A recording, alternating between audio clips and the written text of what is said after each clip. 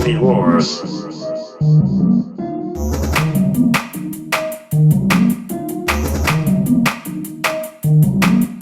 Ladies and gentlemen, welcome back to the Movie Wars podcast. So excited to kick off a new year of interviews for the movies that we cover, and I'm so honored to have our guest today, Matt Newman. How you doing?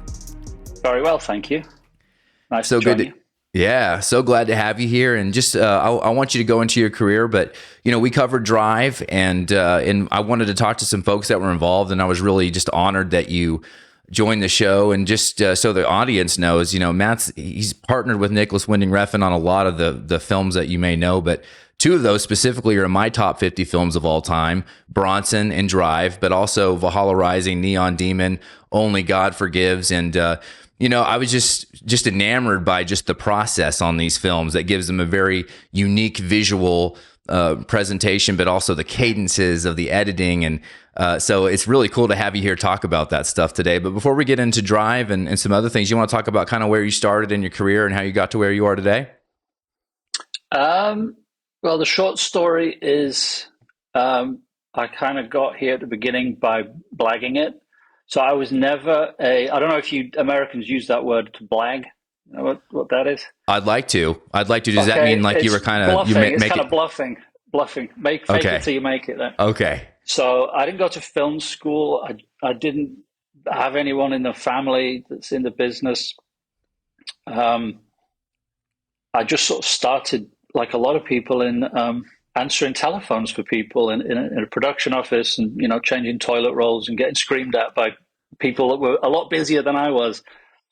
And I always loved editing, and I learned, the idea of it, and I learned it at the time by sort of breaking into the Avid that one of the producers had that I was working for. And I just sort of taught it myself in the evenings. They had a film in there. And this is back when this stuff cost a fortune. Like now you just download it, but then you needed a lot of money to have the hardware and all those things. So I kind of taught myself in the evenings. I used the instruction manuals.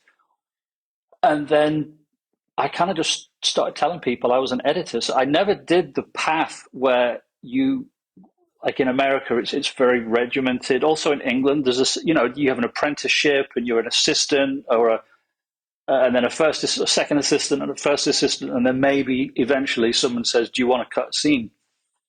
I was just like, "No, I'm an editor," and just tried to get jobs. And yeah, I mean, there were some disasters along the way, but it worked out in the end. But that's the short version. That makes it all the more incredible, because like I said in my email to you, you have such a distinct, some of the pairings that we've talked about with, Tarantino and Miller, these folks that have really intense relationships with their editors or frequent collaborators. I would say that you've established a pretty unique signature style for having, no upbringing in the system. And that makes it even more incredible. That's pretty cool. Yeah, I mean, it's fortuitous because Nick was the first director I ever worked with. I never made a film until I met him. Wow. So it's until then, what I had done is I had friends who were producers, and I would recut things for people. So if they had a problem or a show was just a bit messy, they called me in, and I would do a week and straighten it out for them. But it's a bit anonymous. You don't really bring anything creative. It's more just making things smoother and fixing things. But those people liked what I'd done, and then they hired Nick to do a TV show, and his editor couldn't travel, and so they just plugged me in. So he was literally the first director I ever was just like, "Hi, what's your favorite movie?" And he'd already made like 4 or 5 films by then. So while I was in a production office somewhere, like changing toilet rolls for the producer, he'd actually made a film. So he was like, he got started very young. I think his first film, he was 24, 25, and it was a success. So you can imagine, how awful he was because he got everything very fast. Was this after the Pusher trilogy and Fear X? Was that the timing of this? Yeah, I met him on, we still laugh about it. He was like on a big downslope. He was completely bust. He was in debt for millions because he lost his own money on Fear X. Yeah. And he was just looking for a job. And it just so happened that the guy who gave him a job, which was a British television producer called Matthew Reed, who's an old friend of mine, um, was my friend. So he said, "Oh, if you need an editor, there's this guy who's, I promise you, is actually an editor, even though I couldn't show him anything." So Yeah. he was And just then like he's just like, "Fine, let's see. If you're no good, we'll just get someone else." And fast forward to today, I mean, wow. I mean, that's just wild considering, the films that you've been making since and the notoriety that happened around Drive. I know that was also a little bit of a surprise, not just for your team, but the financiers who wanted to take their name off the film. And then once it was a success, they were like, "Can we add our name back to the film?" I mean, what a trip, right? Yeah, we went back into the DI for that. Oh, but it's like I had to earn it. I mean, at the beginning, it was one and done. He was like, "Thank you very much," and he went back to Denmark because he had an editor there, like a really lovely lady who's also, a big editor in Denmark, and she when he did Bronson, she couldn't travel. She had Mm, small kids at the time, and he was shooting it in London for I think he had £700,000, which is like no money, yeah. and a 4 week schedule. And the producers were like, if you fly yourself, I was living in Berlin, if you fly yourself to London, so you pay your own flights, and we'll pay you X, which was literally like nothing. You can cut the film. And Nick was like, well, you're literally the only editor that I know in London. So Wow. again, it was like he wanted to bring Anne, who was his editor, and it was like she just wouldn't do it, and they couldn't afford to fly her in and put her up and all the nice things that she's used to because she was experienced, and I was just cheap and available. So, Wow. So providential. And now, like, you're somehow linked to the emergence of Tom Hardy, who is, at the time, that was kind of, he had been in films, but now you're involved in his big coming out party and now is one of our finest actors. So yeah, it's still, not that he thanked us for it ever. thanks for paying for your own ticket. Yeah, awesome, Tom. But no, I mean he was already involved, I think, by the time I showed up. But yeah, he was also on the rebound. I think he'd gone to America already and had a very bad experience. I think he did. Mm, He played the bad guy in a not Star Wars. It's the other one, Star Trek, and it hmm. hadn't worked for him. And then he was doing our film, which was literally just no money. Yeah. But it was Nick, and Nick's crazy, and Tom also, as you can imagine, is not afraid of going right out over the edge. And so together they came up. It was kind of like a concept movie. Hmm. There was no particular story. It was just everything was about Tom. I think he's in every single scene. Yeah. The one man show nature of it, those one man show scenes are so visually striking, and Yeah, you don't watch it and think there's no money because you're just like, you're almost taken aback. Like the reason I would talk about how much I love Bronson is it was very disruptive to me. Like I didn't know what to expect. I had kind of worked backwards after Drive, and that's when, I started working through Nick and Tom's, their oeuvres okay. simultaneously. So then it took me automatically just quickly back to Bronson. And I was just like, whoa. Like it was one of those shocking, but in a good way things. I'm like, what am I seeing? And Yeah. yeah, I'm not even thinking about the budget because it's a visual feast, right? No, it was very, and he hired a guy called Larry Smith to shoot it. Larry Smith was like Stanley Kubrick's lighting cameraman for like 15 years, 20 years. Mm, So very fast. yeah. Larry didn't mess about, and he knew how to do things efficiently, and was they filmed it in a really interesting way. It was all low angles, wide angle lens. It's actually very simply done. There was like no coverage, as I remember, because Wow. they didn't have any money, and it was on 16 millimeter. So the whole thing was like cheap as peanuts. But That's crazy. within that, they were able to do, it started out, I remember, as being a bit of a sort of an Essex Boys, very straightforward, and Nick turned it inside out. And a lot of the crew that were more used to making straight, they thought it was going to be this kind of Goodfellas style gangster biography because he's Hmm. kind of a gangster figure, sort of adjacent this real character. And when Nick started putting him in makeup and having him jump around, do it, they were like, "This we didn't sign up for this. What the hell are you doing?" It was, I'm sensing it a theme was, there yeah, I with know. Nick. Yeah. Yeah, And then, I can't even tell you what didn't make it into the film because he did some stuff that was really, yeah. And we thought, okay, that's maybe a bridge too far. But no, they just did whatever. They really made it up on the day, a lot of it. It's just like, what would incredible. be fun to do today? I love those stories. That's amazing. So, Uh, some of the questions we have are because we're covering Drive. They're more focused on Drive, but there's also some broad ones about just the field of editing. So let's just get started with. I would yes. love for you. I don't want to steal the thunder here because the story is so cool, but let's talk about the color grading process because it's maybe widely known amongst Refn fans that he's colorblind. But when you talk to the broader cinematic fan base, they don't necessarily know, but they know they like the color grading in Drive, that it's very unique. Like they always go when you talk to kind of a general movie fan, they're like the colors were just so wild. But But there's a reason for that. Hmm? is it? I honestly don't understand that. I don't see it as being the. I mean, I take your word for it, but I don't see it as being particularly like. Mm-hmm. What is it to you that makes it stand out, like in terms of its atmosphere, its color? To me, there's a couple scenes that stick out. The beautiful saturation, because LA is illuminated already.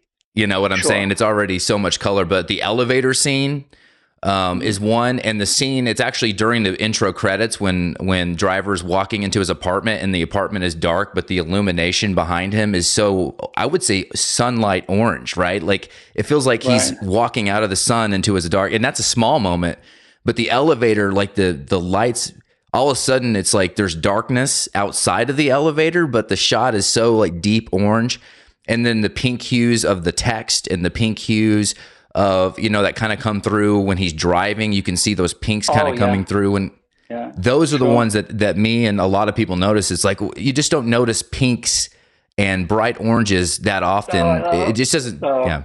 Yeah, Pink at the time was, but I think we just took that from Risky Business because we'd watched that and they had a similar Mm-hmm. thing it was very feminine, and that was always the thing that Nick wanted to do. It is originally quite a macho script. It was very macho. It was like she was a Latina and he's this kind of hot guy. There's a lot of sex in it, Mm-hmm. and what Nick did, and he did it with Ryan Gosling, was they really made him. They sort of feminized him a little bit. He's sort of soft. He turns out to be a psycho, but at the beginning, it's soft. There's a softness around him, and he's like a romantic figure. He's not a tough. He's a tough guy, but there's this feminine thing. So it was like Pink. It just felt like Yeah. it fit. It made it immediately just look different. That it's this guy in a car who could be Steve McQueen, but he's got a pink font. Just made it different. Yeah, and I think Cliff's score pairs with it. It's one of those instances where what you're seeing and what you're hearing are correlated. You know what I mean? It's like sometimes you just have music and you have the screen and you're just kind of enjoying. Like, Martin Scorsese loves needle drops, but this was an instance where it felt like maybe you're right. Maybe the color grading wasn't that intense, but when you add that score, It's they're all working those together. things. Yeah, it's Yeah. all those things. And I'll tell you a story about the mix because the Cliff's music came in very late. I know he talked about that on the thing, but he really was given it at the last minute, and that was brilliant casting. Like somebody was like, "Oh, the only guy that can do this is Cliff Martinez," and he happened to be available, and we were just like, "Oh, great!" And then Nick met him; they liked each other, and I think he did it in 3 weeks. But we hadn't heard it; we just heard little things, and he'd send it, and then we just approve it because there was no time. And then we got on the mix stage, and then the film changed. It just started to float. And I remember being in the mix stage and going, oh, wow, this is getting really good. And it was the music. So all of the things that were already in it just suddenly knitted together and the film just took off. I remember that Mhm. feeling that the film was floating. And I think that's Cliff's score. Is it really just suddenly, he tied together all of the pop tunes that we had put in. He used those as a starting point, and it all just started to, he threaded everything, all the Mhm. different elements got threaded in his score, I think. And it's just So perfect. It is just such a strange perfection. Just almost like an orchestral between the visuals and that music. It's just almost like a perfect orchestral arrangement that just like just lifts it. It just lifts it in a crazy way. Yeah, no, I agree. And after that, Nick grabbed hold of Cliff with both hands. He was like, "Where did you get? Like, you're like a UFO." He's like, "This is amazing." Yeah. Yeah, and then So you both, and then right after, not to get pigeonholed on Only God Forgives, but then you repeated that again, and he did Neon Demon as well too, right? he did, yeah. And I love the Yeah, score he did for that. It's a really good score. It was very difficult to know what to do for that film, and he solved it. I think it's really great what he did. So now Cliff yeah, is he's amazing. it's incredible. So going back to the color grading, so you're actively you partner. So you were on set with Nick, right? And you were for certain No, scenes, you were kind of consulting him on what no, color grades would. Oh, okay, no, not. We never do that, and that film was shot by Tom okay, Siegel, and he had a very specific idea of what he was going to do. And at the time, it was they were super into Instagram had just come out, and there was this other photo app, and they had this sort of degraded, faded look. So the idea was the movie was going to get this like old, kind of grotty film look put on top of it, and we tried it in the grading, and it didn't. It didn't look as good as we'd hoped. Everyone was like, like nice concept, but it made everything feel. It took a lot of the appeal of it away. It was very interesting, but the film just didn't feel like it's a sexy film, and it didn't feel. It suddenly felt kind of colorless. So mm, we had to recolor it, and and and it was very unexpected because it was done at the last minute. This was the last thing that was done was 2 days color grading with a new guy who just came in and was like, "Boosh," and we're all like, "Oh, that's fantastic." And Nick couldn't be there because we were mixing it at the same time. So I went in and supervised. What was the fella's name? He's like a really big colorist now at Company 3 in LA. Really cool and super fast. And he just did the whole film in like 10 hours. wow, And then we showed it and we were like, "Oh, that looks great. That's fantastic." And I think the only thing we had to spend a lot of time on was, and it's funny you mentioned it was the exact color of because it had to be consistent through the whole film, is that the way that sodium vapor lights look in Los Angeles, mm, because they can be like, there's a way they can be like green, yellow, or like you can have this clean light. And we had to sort of, that all had to be very, and then it felt like LA when they're a certain color. David Fincher's films have, he's very careful about how the street lights look because it's mm. very particular to LA. Um, but yeah, we don't go on this. I don't go on the set. Most editors don't. Okay. I don't think. No. Okay, because I was confused because there's something in the special features about describing to Nick what colors could look like and what lighting would look like on set. Maybe I just misinterpreted that, but because he sees really intense pinks. It sounds like those stimulate his eyes, but he doesn't know what greens and things look like. So it sounds like I thought maybe someone had to describe to him what he would be seeing. Maybe try to describe that. Maybe I just misunderstood that in the features. Yeah, I mean, he's all about color, but it's. I think one of the things that he has is he doesn't see contrast very well. So I think he sees the colors, but then I know when we've gone in grading rooms before, he's dialed the contrast up so much that it's ragged, and it's like, oh no, no, no, no, it has to come back. So I think what he sees things a lot softer, and he wants to push it and push it and push it so that it's crisp. But you and I are getting this crispness much quicker.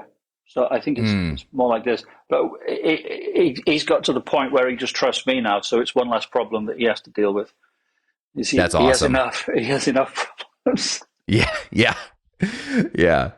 That's awesome. So one of the questions I had sent to you was, we've been doing Movie Wars for almost 5 years now. And, Yeah, I do probably 15, 20 hours of research per film because it's super enjoyable. And you start to see yeah, trends, right, in the movies you study. And, some of the relationships I had sent you, editor, director, that were consistent collaborators, Tarantino, Minky, and then George Miller, Margaret Sixel, especially on Fury Road, just an intense partnership. You have now done enough films where I would say you're a constant collaborator, especially because you started your career with Nick. yeah. What is it? What happens? Like, what happens between a director and editor where they say, "I want to work with you consistently," and what does that relationship look like, and how does it change over time? I think all of the, I mean, it's a really good question because it goes the same for every like every, whether it's your DP or the editor or the production designer, is those relationships are just all based on trust. Like that you're going to take a jump, and that if the director runs out of ideas or doesn't know that you're going to fill in, it's like it's a big. A lot of it's about having the same taste. It's not necessary, but it helps. But it's all about trust, and that is just earned. Like you do something together and it works, and you go, oh, you really surprised me with this great thing. So I would say the first time I worked with him, I was just a guy who was there to just cut it for him and make sure I didn't get in his way and make sure he got it on time. It's like be a pro. The first time, and that was for a TV show, so no one is going to lose money on it. When we did Bronson, that's going to the market. So now it's like, okay, you've got to bring something else. We have to make this special. So on that one, I just went to town and did stuff that I'd always wanted to try and experimented because I see he was experimenting. So he was like, okay, so you're at the same level of pleasing yourself that I am. That's what he's like. He's just in the business of pleasing himself and hoping that people like it. And I was doing the same thing with his material. Sometimes he'd be like, but wait. But mainly when you do that, you get a surprise because I've seen it in a completely different way. And then so gradually you build up trust. And then I think it was 3 films that I did with him because his other editor, Anne, was still supposed to do Valhalla Rising. But even after Bronson, he was like, bye. Thanks. Wow. and then he called me because he'd made 4 films with her, and 5. Wow. And then, but she had she was doing a very big film. A child. She had a family problem, and I went out there because they said, "Can you just give us some support because she's so busy." And I ended up finishing it because she said, "I can't do it. I don't have the time. I don't have the energy. I can't do it for him." And I can't, it had a lot of material. So again, that one I ended up, basically, I was available. And it was like, can you do it, Wow. Matt? Because she's just too busy. And I think he waited like 4 months and she still couldn't do it. So I showed up and I was like, okay, let me sit down with it. And he had like 200 hours of stuff that was shot in slow motion. And I'd only done 1 film. So I was like, oh yeah, sure. I can do this. It's easy. Yeah. Little Oh, did and I by the know. way, we're going to do a huge red saturation scene at the end. That ending red scene when Mads is in the frame and it starts to shift to those super, I don't know if it's red or contrast, but that's an intense. Yeah. I love that film, but that ending is like, whoa. That Yeah, was wild. there was a lot of whoa in that one. We had to invent a lot of things, but again, that was the one that sealed it because he was going through a very hard time personally. Was Nick? He'd lost Anne, who was his, he was who had been on that, who was supposed to, her assistant had been on the movie the whole time, and now it was me again, and he's like, well, okay. But he didn't have time, and the film was difficult, and it had been difficult to shoot, and so it was difficult to solve, and it took a long time. But Mm, when we got to the end of that one, when we did Drive, he put me in his contract. So in a way, it was like it took it took 3 films mm, until it was like this. And then it was like established that okay, you can really handle all of these crazy things that I'm doing. yeah. But up until then, he was someone, and he was very loyal to Anne. It's just she was Mm, just too busy. So yeah. That's incredible. I love what you said about you were both experimenting, and that's huge. I mean, I think you got to be in that way. And Cliff's experimenting, and I love that freedom, especially not to be negative, but I don't know if you agree, but we're in a very sterile time. I would say across the board with all the remakes and the reboots it's, and it's just flat. sterile. And Yeah, but then we have you 3. and everyone on your team. I love to hear that there's still folks out there, and it obviously works because I've got Flying two the of your freak flag. yeah, because I got two of not. I mean, and it's hard. I wish I could make room. It's like sometimes like maybe Valhalla is also in my top 50. It's like these movies speak to me, and it makes sense because I love like stuff that's wild, experimental, and it fits right in. So I mean, I'm so glad, and I know our fan base is too, to hear that people are still trying because I hear from our fans all the time. It's like God, like another reboot. Like they just announced American Psycho. It's like, are we still doing this? Like, can we just No, go it's back to crazy. making original stuff? No, it's not going to happen. Not with the current regime. Yeah. No, that's always been his thing. Is Nick is it? The more he's done it, the more he's realized that he just wants to surprise himself and then Hmm. hopefully surprise other people. And he always does it at a price. These films are not expensive. They're like Yeah. peanuts compared to what people spend on effectively reheated leftovers nowadays. It's really like Hmm. you have to make them very, very cheaply. And because you read a lot of the stories about Drive, they get made by we had a lucky star, but people they don't want to make films like that Hmm. because it's hard to do it. And it's uh, you divide your audience because it's not something that's for everybody. You have to make it at a price, and you have to be lucky as well because Hmm. the they called it the feathered fish. That was an expression I heard the first time there. They didn't know what to do with it. They were like, it's not this and it's not that. And if we say it's this, then those people are confused. And if we say it's that, those people are confused. And they just sort of threw their hands up. And I understand because they deal in certainties. Like the American Hmm. business is very, very conservative, and it has to be because of the amount of money involved. But they're very, very, very conservative. And anytime something is outside of the lines, you can see how they get nervous. The marketing people get nervous. Everyone gets nervous because now they're going to have to do something they don't usually do. They can't just so. And I don't think Drive was particularly outside the box. We liked it, but it was amazing how people were very surprised by it or like super annoyed by it because they were like, "You can't do that. That Hmm. I was lied to. You cheated me." And so you never know. You hope the audience is open minded, but sometimes you really discover they're not. You know? Yeah, I know, right? Like because when the rights were acquired, they were saying we want something along the lines of Gone in 60 Seconds or like Fast and Furious Light. Then Nick comes in and says it's a fairy tale. It's the hero's journey, Yeah. and people are just like, but we had Hugh Jackman. Like where are the car crashes? Where are the explosions? And he's like, it's a fairy tale, and that blew my mind. Like, and it actually made sense hearing him talk about it as a fairy tale because the relationship between the protagonist and it just it's great. I mean, but I Yeah. can understand financiers saying no, that's not no. Yeah. I don't think he told them that. I think they thought they were doing like 3 weeks cars and 3 weeks actors, and it was actually like they didn't have any money. So that for that kind of stuff, the stunt guy Darren Prescott, who I think he only does these huge like car films, he had just come back from Fast Five, and he said they'd spent on the first 15 minutes of that film, which was second unit mainly, double the entire production budget of Drive.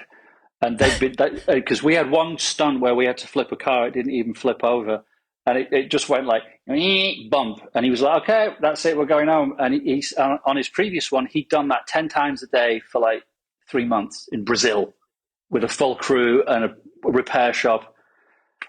There was no money for the cars, so he Yeah. had to do it in a different way. It's like the cars just take forever. It's so boring. Hmm. So it was just like the cars were just sort of reduced to the last bit of the shoot. That's intense. Thank you for that. All right, next question. This is one I'm really interested in. So, especially given your background, how you got into the business, what are some of the biggest changes you've seen in your profession during your time? But also, what does the future hold? I know a lot of people talking about AI, and I also ramble a lot about CGI and things. And I love stuff done on film and practical Sure. effects. So, what do you see as the future? Um, well, I mean, I just heard recently somebody was telling me, the director I was talking with, that it is becoming more normal now for editors to be uh, let go after the offline cut. So typically, what we're doing, like on any size production, is the editor follows the film through delivery because you know every single piece of it. And now they're trying to cut budgets. They're doing like you do the cut in the Avid offline, but as soon as it goes forwards to sound and visual, it's like, right, we don't need that guy anymore. I haven't personally ever had that, but that's one thing where they're trying to reduce the role and just basically hand it off to the next management team. Mm. Whereas really the editor, along with the director, is the person that is shepherding the entire thing, holding the baby until you give it to the producer at the end. So that's one thing that may or may not be coming. I just heard it. I think AI could change things. It's making some things much easier, like additional dialogue recording in temp. You can just do super easy now online. If you need a line off, you don't have to have little subtitles. But these are just like small efficiencies that just improve your workday. I don't think at the minute they affect anybody's. It's not existential because most of the actors won't allow it for a final cut. There's no way. Yeah. But just in terms of we use temp VFX, we do stupid things in After Effects, pull in, and they go into the film until the real guys come in and make the object that you see. Mm. So AI is helping in these little efficiencies, and it is certainly helping maybe with like data collection and organizing. They'll find a way to cut a couple of jobs, I'm sure. Yeah. But I haven't seen it yet. I think it's Yeah. more, I'm hearing it from the writer's side. Yeah. My reaction is always like, who is asking for this? Because my thing is always like, because to me, the reason that cinema is so important is because it's everything. It's visual, it's audio, it's performance, it's writing, it's all the art forms together, right? Mm-hmm. It's like, why do we want to? I know there's technologists and capitalists out there that are very interested in seeing it, but from an art perspective, who wants to see it? I want you cutting the movie. I want you, because you're the artist, and sure, Nick is the artist, and the writers are the artists. Like, I don't want that as a film fanatic. I don't want that to go away. That's just, maybe I'm an old what we call in the States a codger, an old guy who doesn't, or a curmudgeon. But no, I don't think any. I mean, who knows what the people running those companies really want? I'm sure they keep that very close to their chest. But I mean, apart from power, obviously. But I think that it's mostly, what I understand is that it'll be somehow integrated as an efficiency tool. I don't think it'll replace, although I don't know, I was reading the recent issue of Harper's Magazine. Their lead story is Spotify creating ghost artists through AI on playlists. So they're basically, they're not real people and it's not real music, it's all AI. And that's going on, at a high level. I haven't read it yet, but I was like, wow, okay. So I'm going to find that. They are trying this.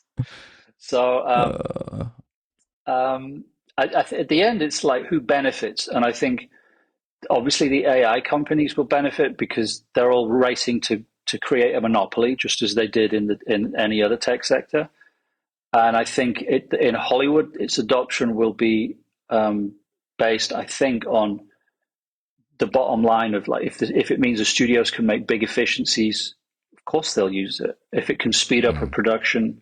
I mean, look, digital editing was existential to the guys that came before me. Suddenly, yeah. I mean, look, I was a little blasé when I said I just told everybody I was an editor. The reason that was possible is because I didn't have to spend 10 years literally cutting film. I couldn't have blagged that in the film days. There's a physical skill. But you got computer software, you can learn it in 4 days if you've got half a brain. So I think all of those guys, suddenly I was the person coming in and taking their jobs because I could be like, I know how to use this. I learned it yesterday. So you're right. There's a sliding scale, right? Like the fact that I can interview you and you're in Berlin and I'm in Nashville, Tennessee in the States and we're talking, and I can make a podcast because I'm also a horrible audio editor, but I'm just good enough to edit conversations, but you don't ask me to edit a record, because you're right. It's a sliding scale. And and you study, like, Kubrick, a guy that not only was at film, but he was literally in the room. He had the editors for all of his films had a lodge on his 100-acre property in London, and like they were living on campus, and he's walking around, you get this visual of him punishing people for doing the wrong thing. And obviously that's an exaggeration. Obviously he put his editors through the paces, but you're right. It's a different, we don't want AI, but we've also benefited from digital. It's a very interesting conversation to have. Oh, sure. And my kids use it. I mean, my daughter just had to cut they do these YouTube style, like a film analysis, so that she puts together some images from films and talks over it, and she edited it on a program that she downloaded for free that was really good. I was like, wow, that's for free. Mm-hmm. And the AI helped clean things up, and it was all integrated. And I was like, well, if she does 3 of those things, you could employ her. Or for that matter, anyone that has, sat and played with those things. You see great work on YouTube all the time, and it's just people in their bedrooms using it. So effectively, the tool, it's like a pen is a tool. It doesn't make everyone a novelist. You just need to be, it's how much, like, I spent my life trying to make films. So that's why I sit in editing rooms doing features. But that was also a life choice, I said no to 1,000 other things in the meantime. So I don't know. I think AI will find its place. I don't know. I think in the film business, it's yet to be seen. I know people are scared of it. Yeah. Of course, now I'm confused because you just enlightened me on a whole different thing I didn't even think about how I'm spoiled by my own technology. So, yeah, we're all slaves to it. Yeah. We're all slaves to it. That's awesome. Well, I feel like my last question you answered, I mean, I don't know if you want to speak more into, my question was about just kind of your signature and the uniqueness that you develop over time. I mean, would you say that it's probably not intentional, because it never is, like any great guitar player you talk to or any great songwriter, it's like they don't set out to be this person. They just kind of do what comes from them. But how do you feel like your signature visual, the color, whatever it is, like, how do you feel like that's developed? And do you feel like you have, with your art form, you have something that's very unique to you that you've developed over the course of your career? Well, I'm an editor. Editors are not, I tell you, I don't shoot that material. I don't write it. It's next.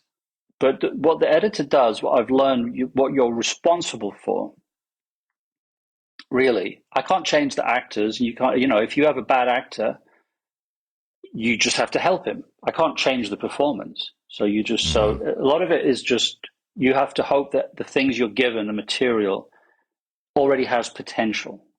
And with Nick, it always does, because he's very careful about what he selects, and then he's very careful how he makes it. But the one thing I have discovered is that I do know how to, and I enjoy flourishes and creating moments, and I've learned how to do that, and like how you give things shape, and how you turn an audience on, and how you can accelerate and make somebody excited. And those things I've just learned that I enjoy, and I learned how to do them by doing them. But it's not like it's a signature or something. It's just, that's what movies are for. They're for giving you a jolt, and the crudeness of films. The bigger they are, somehow the better, and the cruder they are, the better. And so I get high on doing that, on creating those, helping create those moments, and making it suddenly just sack. When it goes straight into your gut. That's. But as far as the style, I don't think any editor would tell you he had a style. It's more, you have to be, you're responsible for the material. And so Nick shoots slow, and you can't speed it up. You can just go in and out of it at the right time. But that is set on the set. That's how it's done. The actors are doing it like that. And if you try and compress it, and we've had editors come in when we've done TV shows, very smart people have come in, and that Nick's material has completely bamboozled them, because Usually an editor wants well, all editors want choices. I want to be able to show this. I'd like that moment closer. I want that detail. So you can lead the audience. And Nick doesn't do it. He has like one angle for like 10 minutes and then maybe another angle that's wider for 10 minutes Yeah. and that's it. And you have to make it work. And they get very frustrated because he doesn't give you the options. So if I have a style, I'm very patient because it's you have to respect what has been designed. So it's really fitting into the design of it rather than I'm going to take all of this coverage and shape it into what I think it should be. That's not how it's working. It's much more like following the direction that he's already set with how he photographed it and the way he made the actors stand and the rhythm they're going at. So yeah, I've seen Wow. very smart people reduce to tears because they're like, he can't start it on the movie. No, they just know. Ah. It's like, well, we got to find some way of making it work. Yeah. Or with Nick, is the protagonist going to say anything ever? Are there Yeah, any? Is there? He's that's totally the other fine with thing. Yeah. Mads and Gosling. I mean, not saying words. He's totally fine with. That's what in my email I said to you about the breathing. That's one thing I pick up. That thank you for clarifying in the signature thing, and that's just my my idiocy for not understanding the art form. But No, not at all. No, it's yeah. all, you know.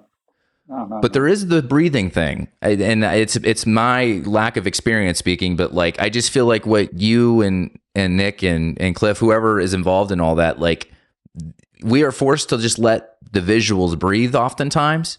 Oh And yeah, I do no. think I don't know where that comes from, but that is something that's I would call signature to the films that you all make. Is that I just Yeah. love being forced to sit and watch Oh yeah. the silence. It's great for actors because in most movies it's like close up and they're gone. But if you're an actor in next film, you are on camera. Hmm. Like you are being indulged. Like your face is being studied. And I still think, it Drive, and I think he did a very good job with Elle in The Neon Demon. It's really, those actors are really, that you see everything of them and you see their best side, and he really sort of indulges what they have. And but that's really all coming from him. And people, I remember, just to not to go on about it too long, but Only God Forgives, which is his most like people hate that film, but some people also really just think it's just a complete UFO and love it. So that Yeah. film is 86 minutes long, and everyone goes, "Oh my God, it's so slow." But it's not. It's I think it's cut fast because the material was like even slower, but he had to slow it down that much. Like we just went on forever, and then now you're just really just seeing these like just the right bits in the right order, and it's still slow. I know compared to everything, but he's doing that. That's his. It's his whole mo. Mm. Is like he wants this intensity, and it's kind of weird. There's a couple of people do it, but he's definitely his thing. Yeah. One of my fondest memories of just movies in general is the day that Only God Forgives came out. I took off a whole day of work, and I we have this independent theater in Nashville, Tennessee. It's called the Belcourt Theater. If you're ever in the States, it's worth Okay, visiting. It's wooden, and the one of the few cinemas still showing a lot of independent film. I'm one of three people on opening day at the Belcourt Theater, sitting in the dark in the middle on like surprised it was whenever. three. Yeah, on a Tuesday, just enamored. And my friend's like, "What'd you do yesterday?" I was like, "I went and saw Only God Forgives." They're like, "What?" And I'm like, "You took off a whole day to see a movie?" I was like, "Yes, I took off a whole day to see." I'm just like blown away, and but it's one of my favorite memories of just sitting in this beautiful theater, basically alone, and watching an amazing film. But you said Only for Yeah. God Forgives. I thought you'd enjoy that memory. No, no, it's great. It's yeah. That I sat in an empty theater once. I went in to see how people were reacting, and I'm like, I'm the only guy that bought a ticket, and I made it that day. That was in Berlin, but yeah, they're not easy, but they do repay watching again. That's the thing. I watched that one for the first time a few years ago. I hadn't seen it since we did it, and I'd forgotten everything. I'd forgotten what we did, so I just sort of took it in as a film, and I was like, "Wow, it is really strange. No wonder people were freaked out." It's like Hmm. It's certainly not what anyone expected after Drive. Yeah, it might be the eye one, for the untested moviegoer, the eye stabbing part. My that might have been where it got a few Yeah, I people. know. Yeah, there was some gnarliness in there. It wasn't necessarily necessary, but I don't think of it as. I mean, I don't remember the violence. I remember that it's just you never know what's coming next. It's just so Mhm. it unfolds in such a strange way, so unpredictable and bizarre. So yeah, there you Yeah. Well, go. Nick himself said he's uncomfortable even with his own violence in his films. He doesn't love it. A lot of people I think he loves ultra violence, but he's spoken about this. It's there for the discomfort. He doesn't enjoy it. No, and that was one thing that people were always saying that Drive was very violent. I guess it was because there'd been nothing in the first half, but because you felt it, because all those people somehow felt quite real. And I remember watching Fast Five, which came out at the same time, where they literally kill like 200 people in a favela in Brazil, and no one Hmm. bats an eyelid because it's just fun. It's like fun Hmm. violence. You know what I mean? It's just like, Yeah. which is the Call of Duty style. It's there to get high on and not to kind of jolt you out and go, I thought Ryan Hmm. Gosling was a nice guy in this movie. He's not. He's a Yeah. fucking psycho. I don't like that film anymore. Why are Well, they I don't know if doing Nick that? realized how meta it was going to be that the first really big slaying in Drive is Christina Hendricks, and she's this beloved American beautiful actress. People were obsessed with her in Mad Men, and she's this icon of beauty. And then with Drive, we get a close up of the shotgun to the head, and I think for some people that maybe again just I kind of your know it was average because viewer, they're that's like, actually the first time, right? That's the yeah. first time in the film. I know. I could still remember because he kept saying more, more, more. I was going, come on, it's ridiculous. And he was right because it put everyone on notice. It's so over the top. But there you go. That's Nick. Yep. He just. I think he likes poking his finger in people's eye. Yeah. That's his way. Well, that's a great note to close on. Hey, thank you so much for your time. This was really You're not only welcome. fun but educational. I try not to fanboy out too much, but I will just say that I love your work, and it's impacted me a lot as a movie lover. I went from not knowing who Nick was to seeing Drive and then working backwards, and now a lot of those films in my top 50. He's probably my third favorite director of all time, and you're a huge part of that. And so I always try to focus on you and not the other person. But you guys work as this team, so Yeah. but thank you for doing this, and our Thank fans are you. going to eat this up. I appreciate it. Just out of curiosity, so who are your top two directors? Oh, direct. I have yet to get any direct. I email agents. I have not gotten any directors. I've gotten a lot of CGI. I've gotten a couple of Oscar winners. Yeah. Tim McGovern, who won the Oscar for Total Recall for that innovative Mm, CGI. I've talked to him. yeah. To Mick Rogers, who was both Mel Gibson's stuntman, but Mel was also Mick also invented the Mick rig for Fast and Furious, which changed. It actually was safe enough for celebrities now or actors to sit in the moving Oh vehicle, wow. and it made it look faster. So I've talked to him. I've talked to Steve Byrne. He's a comedian and a filmmaker here in Nashville, but he's a well-known comedian. I've talked to a few other folks, but those are just a few examples. But yeah, I've yet to get a director in the Well, movie awards yet. But let's try and get Nick. He likes to talk. I know he's busy, but he's in LA, so he's on your time right now, more or less. yeah. If you're in Nashville, let me write to him. Oh Um, well, that's very kind. Yeah. yeah, no, I'll ask him. And then who are your? You said Nick is number three. So what other directors do you like? Who are I your top have guys? I have like five that at any given time could take that number one spot. Like while I'm Okay. watching Nick, it's Nick, but the Coens, Oh yeah. and Uh-huh. Scorsese, Yeah. Coppola, and Paul Thomas Anderson are kind of those Okay. five that at any given time could, all very different, right? Yeah. But I love so many. It's not because I dislike others. There's just so like Verhoeven. RoboCop is my favorite movie of all time. So Verhoeven speaks to me. Yeah, he's great. Um, yeah. Yeah, that's So cool. you know, No, they're great. yeah, and I I love Paul Thomas Anderson. He's amazing. He's amazing. he really is. Yeah, I love met his editor. You Tarantino. should get that guy. Why don't you talk to that guy? He's interested. Dylan. Is it Dylan? Yeah. I saw Dylan. He was on the list. I haven't emailed yet, but I did There Will Be Blood with a voice actor friend of mine, and I'm going to release that in a couple months. So Yeah. that would be a good time. Yeah, I met him once. He was all right. He's and he loves to talk about editing. He does quite a lot of seminars. I think he goes and like talks to people and explains what he does and things like that. Yeah. Yeah. Cool. Well, yeah, absolutely. Well, thank you so much. And I hope you have a great rest of the day, and we'll talk soon. Thank you. And Happy New Year. Yeah, you too. Okay. Cheers. The Movie Wars.